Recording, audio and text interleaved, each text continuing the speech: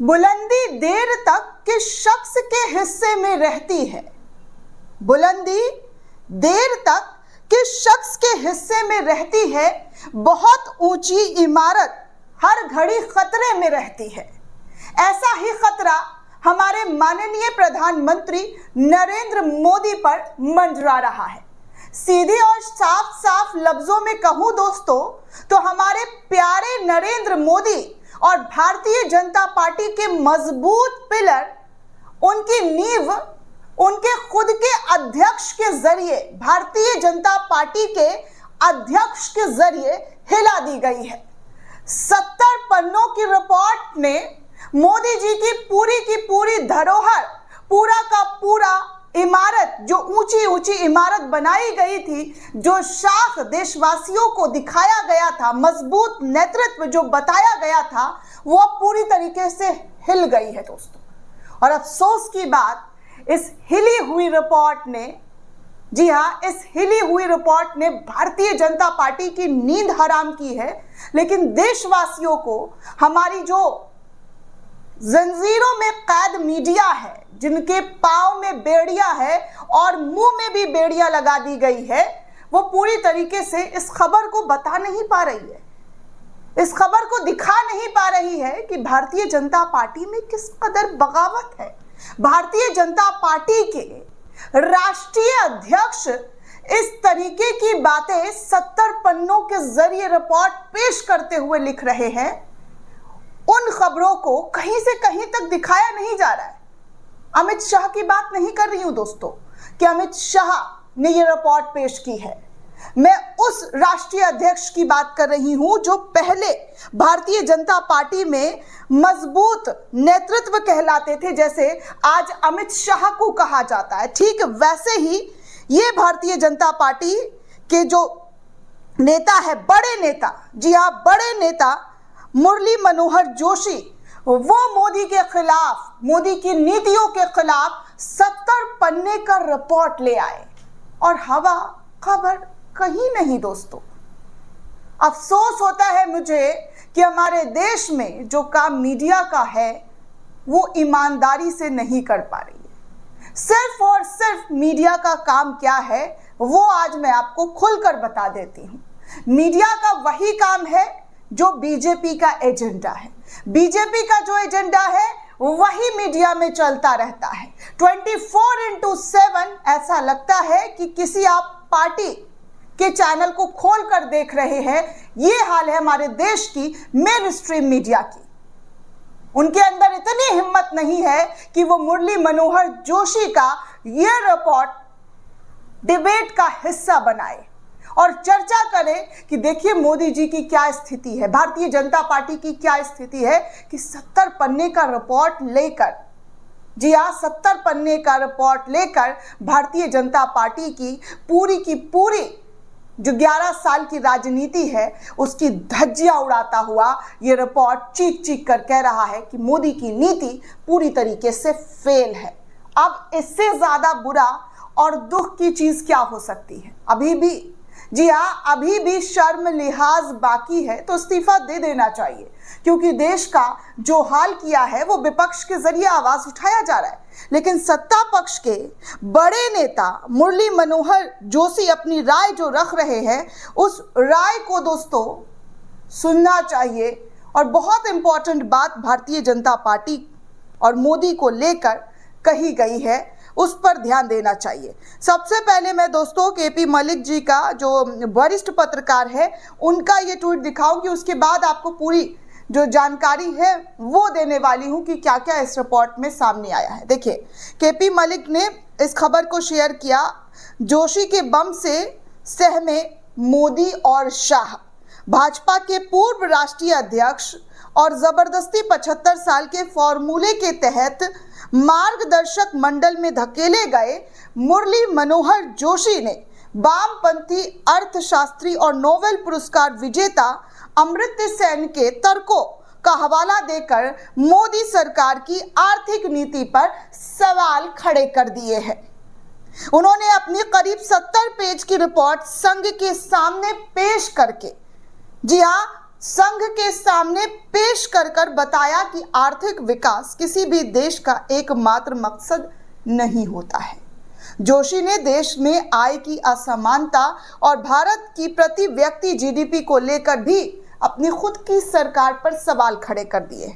दूसरी ओर मोदी भारत को जल्दी दुनिया के तीसरे सबसे बड़े अर्थव्यवस्था का ख्वाब दिखाने के लिए ढिंढोरा पीट रहे हैं। कह रहे हैं कि भैया बहुत जल्द भारत दुनिया का सबसे तीसरा बड़ा सबसे अर्थव्यवस्था बन जाएगा।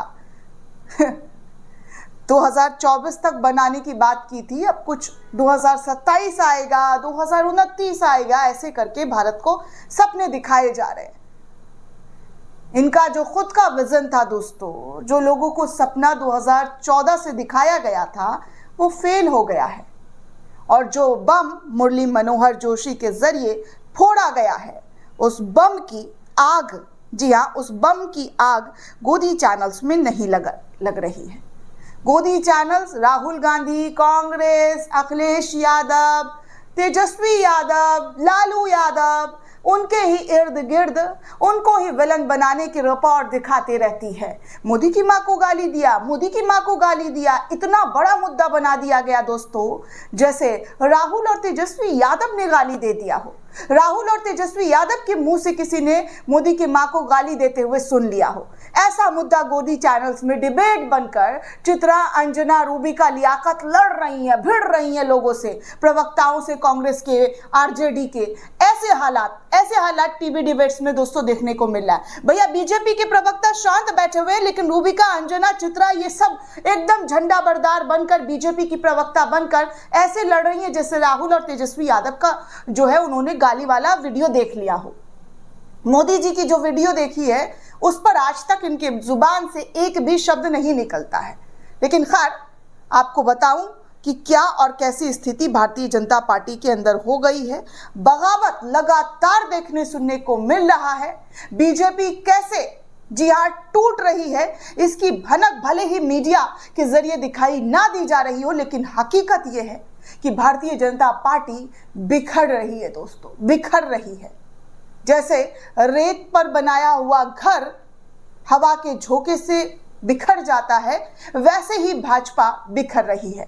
मुरली मनोहर जोशी दोस्तों कोई छोटे मोटे नेता नहीं है कि उनको कोई छोटा मोटा नेता कह दे। ये बीजेपी के बड़े नेता है। जैसे अभी मोदी जी बड़े नेता कहलाते हैं, वो अपने टाइम पर, जी हाँ, बड़े नेता थे और भारतीय जनता पार्टी के राष्ट्रीय अध्यक्ष थे।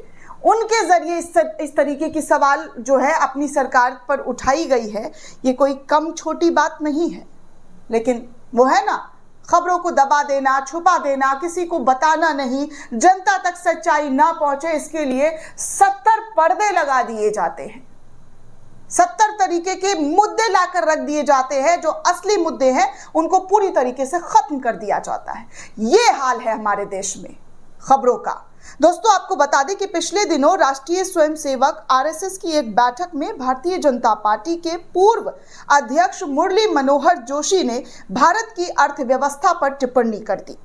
70 स्लाइड के प्रेजेंटेशन में उन्होंने देश में आय असमानता और भारत की प्रति जीडीपी की खराब स्थिति पर अपनी चिंता जाहिर कर दी। जोशी ने डीग्रोथ की अवधारणा पेश की। इसका मतलब है कि अर्थव्यवस्था के विकास से ध्यान हटाकर संशोधन के संरक्षण पर ध्यान देना।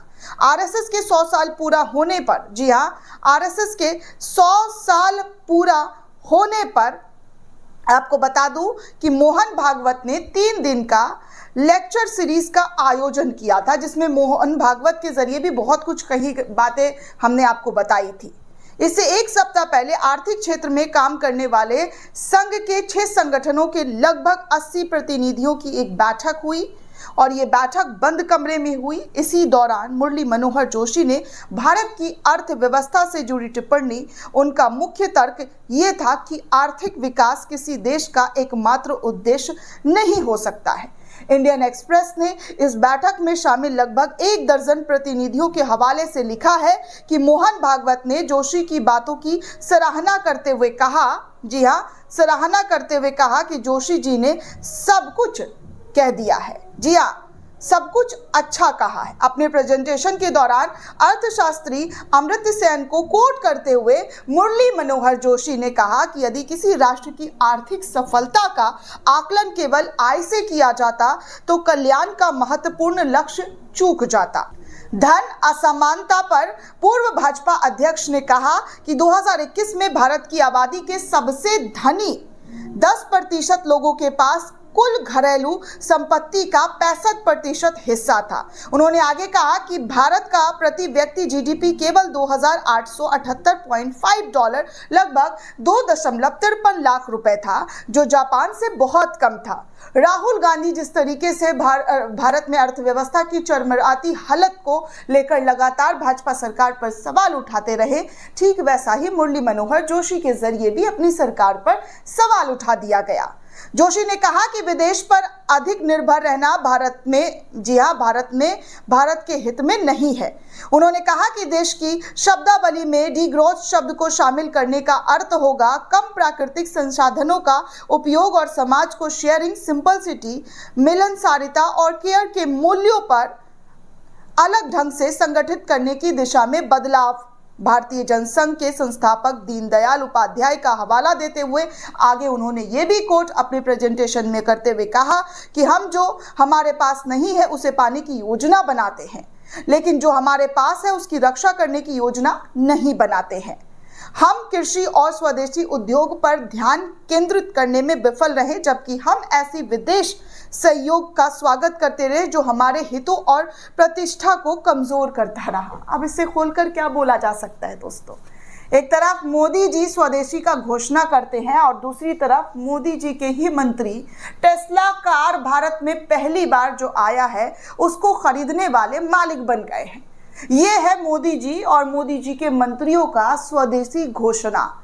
अपने बच्चों को ये विदेशों में पढ़ाते हैं, लेकिन आपके और हमारे बच्चों को ये देश में पढ़ने की ज्ञान देते हैं, और तो और ऐसा ज्ञान पेलते हैं कि मत ही पूछिए। अनुराग ठाकुर का बयान याद होगा ना, छोटे छोटे बच्चों को क्या कह रहे थे?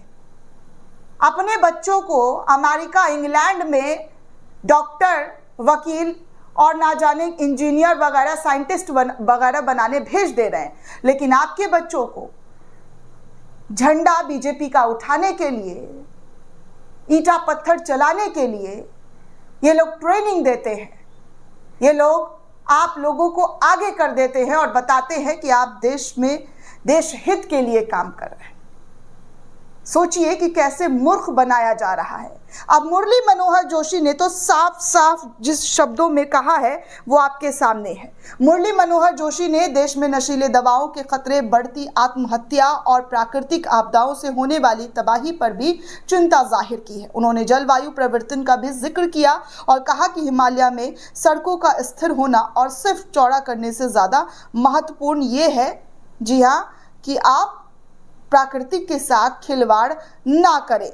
इस तरीके की बातें दोस्तों मुरली मनोहर जोशी के जरिए देश के सामने रखी गई। लेकिन कौन से एक चैनल ने आपको ये खबर बताई कि मोदी के खिलाफ इतना बड़ा बॉम्ब जो है बीजेपी अध्यक्ष के जरिए फोड़ा गया है, पूर्व अध्यक्ष के जरिए फोड़ा गया है?